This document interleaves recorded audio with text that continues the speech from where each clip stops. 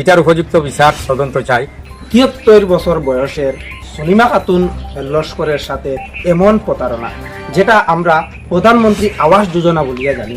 এই প্রধানমন্ত্রী আবাস যোজনা সলিমা খাতুনের নামে যে প্রধানমন্ত্রী আবাস যোজনা, এটা খাটিয়া একটা ৫ নম্বর গ্রুপের বাগা বাজার জিপির ৫ নম্বর গ্রুপের একজন অল্প বয়সী মহিলারে দেওয়া হয়েছে। তো কেন সলিমা খাতুন লস্করে তান বক্তব্য রাখছেন, এরপরে আমার চাচাইও বক্তব্য রাখছেন। বিস্তারিত হইবা আপনারা ভিডিওটা। এখান এই এরিয়াটা হইল বর্তমান অবস্থায় দক্ষিণ হাওড়া। বর্তমানে তারা বাগা জিপির অধীনে আছেন। বর্তমান অবস্থায় তারা বাগা জিপির আন্ডারে আছেন বর্তমান অবস্থায়। তো এখানে দেখতে পাত্রা লিখিতভাবে অভিযোগ দায়ের করছেন সলিমা খাতুন লস্করের গড় কিভাবে অন্যর নামে দেওয়া হয়েছে। এই অভিযোগটা আমি ভিডিওর মাধ্যমে লাগাইয়া রাখবো, আপনারা দেখতে পাবেন। আপনার তো আমার ঘরটা আইসলো না, আর আমি টাকা তারা খুঁজেছি আইয়া, আর টাকা দিতাম পারছি না করে অন্যর বাড়ি লাগছে। ওই জন্য রয়েছে আমার ঘরটা। হ্যাঁ, আমার ফুয়া এক ফুয়ার ফোনা দুই ঘরের অনেক আবার আমি টাকাটা খান থেকে দিতাম, বুঝছেন। ওই টাকা দিতাম পারছি না করে তারা গনিয়া অন্য আমার নামে নাম অন্য লিখে দিয়েছে। আপনার বয়স কত বর্তমানে? আমার বয়স হয়ে যান ৭৩ বছর মনে হয়। ৭৩ বছর বয়স আপনার? ওই তো আচ্ছা, আপনি ৭৩ বছর বয়সের বর্তমানে কিন্তু আপনি আবার গড় পাইছেন না? খুলতে হয়েছিল। আমার পয়সাটা চাই। একটু বিস্তারিত বিষয়টা হলো পিএমজিওয়াই লিস্টে হাওয়াইতাং গ্রামের মধ্যে আগে আমাদের ৩ নম্বর গ্রুপ ছিল, সানিঘাট জিপিতে থাকা অবস্থা।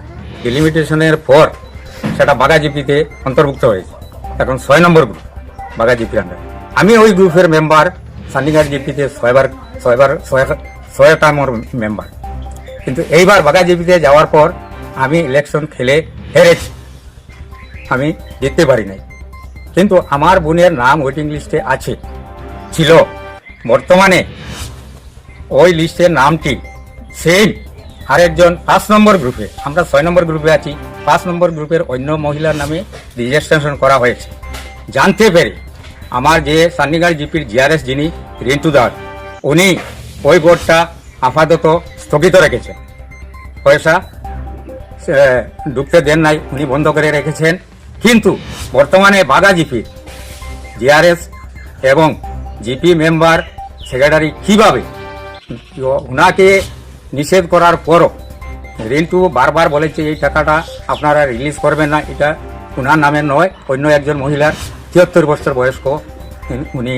আর এখন যার নামে রেজিস্ট্রেশন হয়েছে উনি কম বয়সী ২৭-২৮ বছরের মেয়ে, এটা এই গ্রুপের নয়, তোমরা টাকাটা ছাড়বাই না। কিন্তু তারা জানি না কোন চক্রান্তি, কোন বেনিফিটে ওই টাকাটা ওই মেয়ের নামে ছেড়ে দিয়েছেন। এক কিস্তি টাকা ৩২,৫০০ এসেছে, আমরা জানতে পারলাম যে এই টাকাটা রিলিজ হয়ে গেছে। আর আমাদের যে আইডি আছে সেই আইডিতে ক্লিক করার পর দেখা যায় উনার ফটো, উনার গড়, উনার বয়স সব কিছু সেম। কিন্তু ওই আইডি থাকা সত্ত্বেও, ওই ফটো থাকা সত্ত্বেও কিভাবে এটা অন্য মেয়ের নামে রেজিস্ট্রেশন করে টাকাটা রিলিজ করা হয়েছে আমরা বুঝতে পারছি না, কোন স্বার্থে, কোন চক্রান্তে। আমি তো হেরেছি, এই জেরে হয়তো আমার বিপক্ষে যারা আছেন তারা করেছেন কি না আমার সেটা নিয়ে জানা নাই। আমি কাউকে দোষারোপ করব না, আমি যেটা সত্য সেটাই বলছি। এটার উপযুক্ত বিচার তদন্ত চাই। এখন ডিসি অফিসে মেমোরেন্ডাম দিয়েছেন আপনারা? ডিসি অফিসে দিয়েছি, ব্লক অফিসে। এর আগে জিপির কার সঙ্গে কোনো আলাপ হয়েছে? জিআরএস এর সঙ্গে হয়েছে, মেম্বারের সঙ্গে হয়েছে। ওনারা কি বলেন? ওনারা বললেন, জিআরএস বলেছে আমি দেখে ছাড়বো, এরকম আমি ছাড়বো না, আমি এটা পরীক্ষা করে দেখবো, দেখে যদি ওনার হয় তো ওনার নামে দেবো। কিন্তু এরপরও আমি পঞ্চায়েতকেও বলেছি, পঞ্চায়েত প্রতিনিধি যিনি আছেন ওনাকেও বলেছি, উনিও বলেছে।